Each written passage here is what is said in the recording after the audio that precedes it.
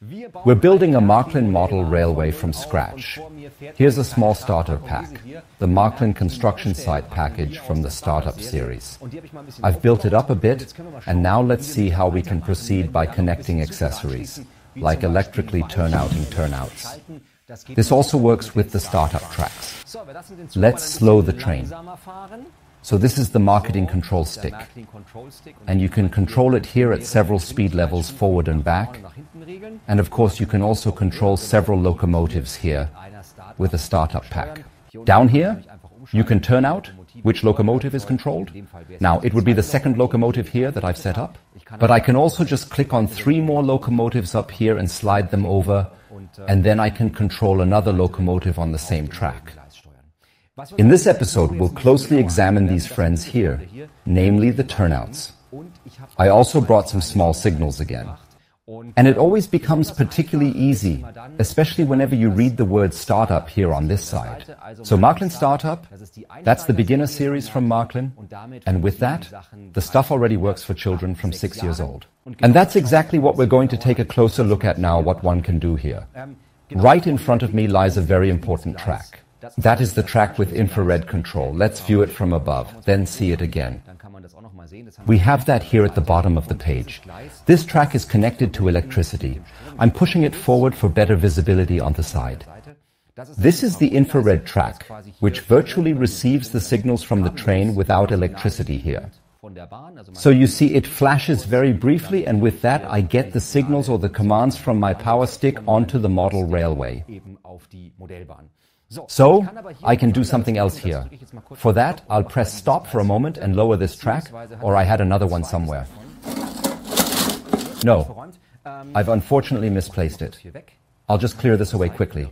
Then I can show it to you from the back side. And indeed, we have identified a second connection socket on the side here, right at the back, and within this second connection socket, you can clearly observe that it is also possible to plug in an additional cable. This here and this cable are included with a so-called control panel. There are 2 different control panels for this. I brought one along here. That is the one for signals. Actually, I have brought along a locational plot here for turnouts. That's what they look like now. For the older colleagues in childhood, they might have looked a bit smaller, a bit more electric, or a bit more metallic. This is what they look like today. Very light, hardly settle. Then you can plug more cables into the back again. So everything is pre-configured. There's also a circuit board inside to connect signals, for example. And we're just going to do that now. I'm going to plug this control panel in here for the turnouts. I'll just plug this cable in here at the back now. They also come in longer lengths, but I've only brought the very short one with me, unfortunately. It doesn't matter. And then I connect it here at the back to the connection of the connecting track. And now I can put this back together. And in this way, the control panel is now already connected. So, now I've reconnected the turnout, but that doesn't matter. I'll remove it right away, because now this comes into play. This is an electric turnout drive, and we're just going to unpack it now and take a look inside to see what's all in there, because that's where the other things are that we need now. And there, right over there, is the cable positioned on the side. Here, observe this particular cable closely, and it already has the right plugs. They are all pre-assembled, so you don't have to do anything else.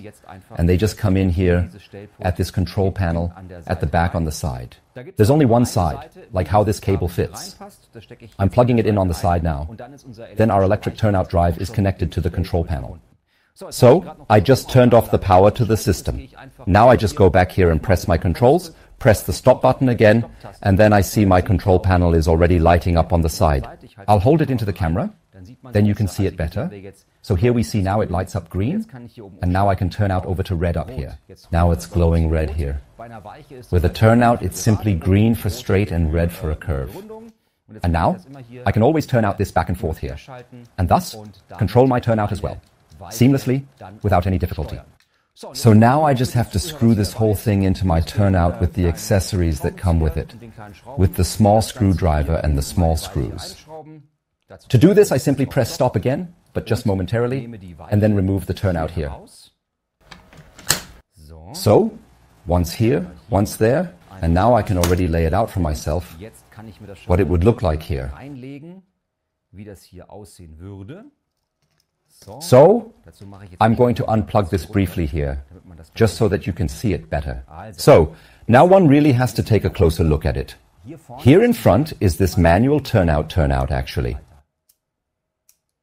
And if you look at the back side, then you see indeed there is such a small, very small round thing positioned here on the side. Can you see that? I believe one can see it well. I'm using my screwdriver and showing that with it. Then I can hint just a bit at what that scenario might look like. Second, a small screwdriver.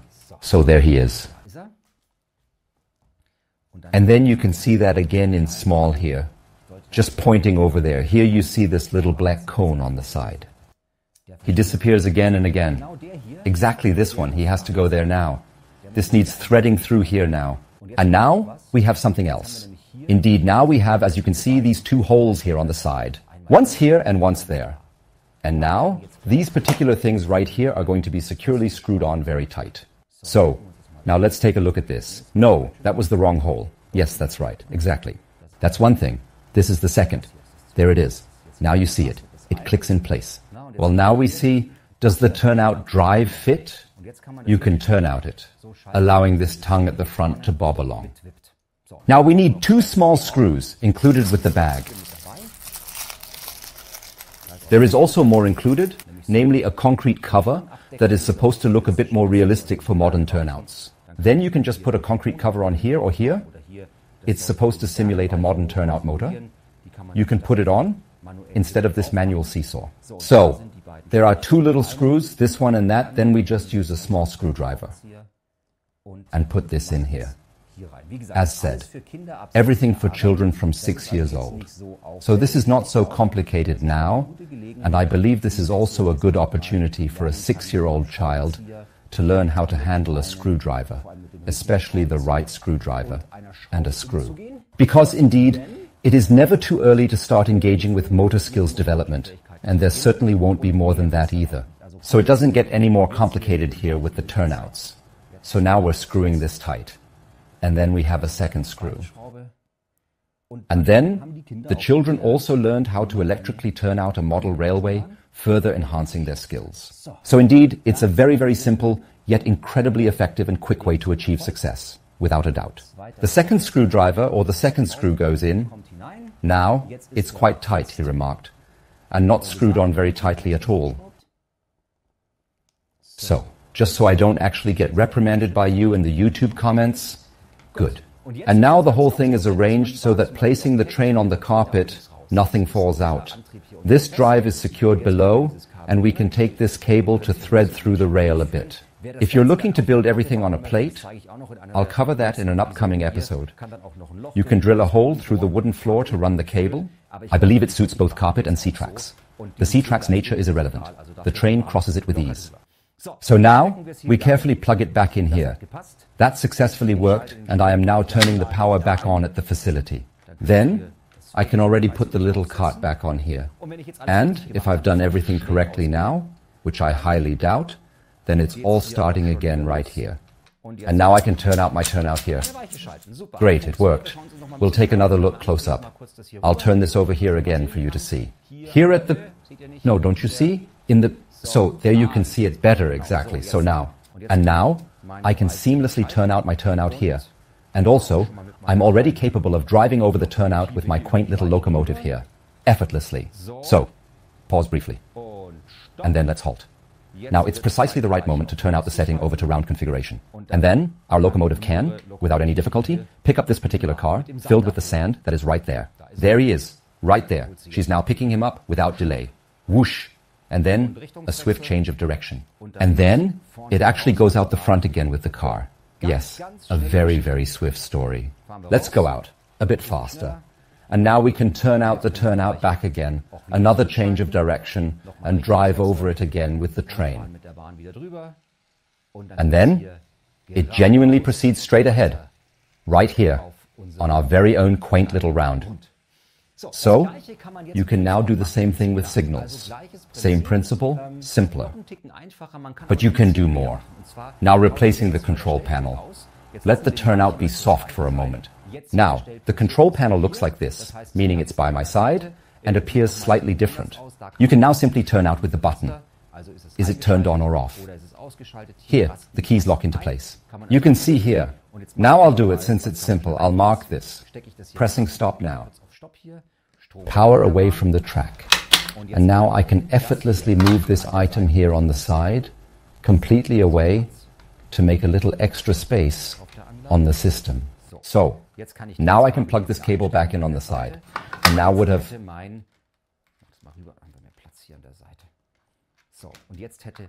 my control panel intricately connected with the control system for signals, and I once successfully brought a startup signal here. This is now a light track lock signal, which you can clearly see here. This is usually the case when the locomotive cannot enter here. So this is typical with such turnouts. Such a track lock signal is often seen on the big real railway.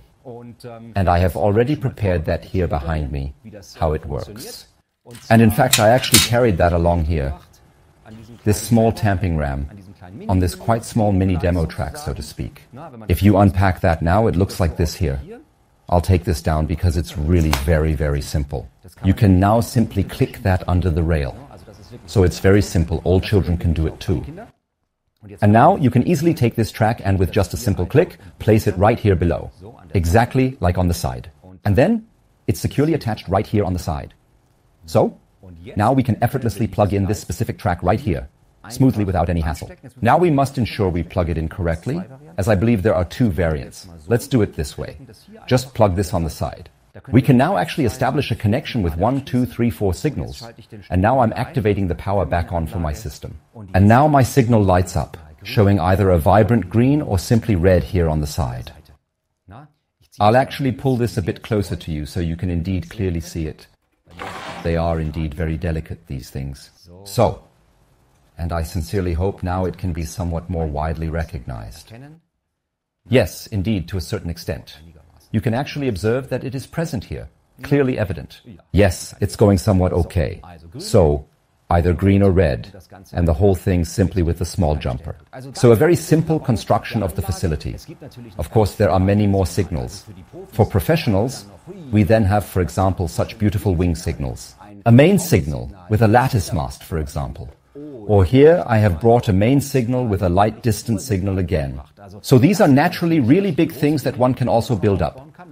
That's more for those who are a bit older, who already play with the big train, and that works there too. However, they're connected in principle similarly, also connected to the track with electricity, and can be turnouted with a digital control unit. Then you no longer control it with the panel, but turn out them, for example, with a mobile station. Or automatically, so when the train passes a track, it automatically turnouts the signal behind to red. It's for another explanatory video on YouTube, but that's how simple it is with the game's fun. And the big advantage is you can quickly set it up on the carpet and put it away again in the evening when the track must give way because now the other life continues. So very, very simple here with the startup series. So here again the turnout drive, and here again such a startup signal. These startup signals can serve as station entry or main signals.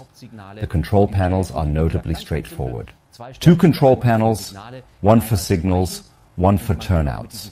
With this connecting cable, you can connect several panels together.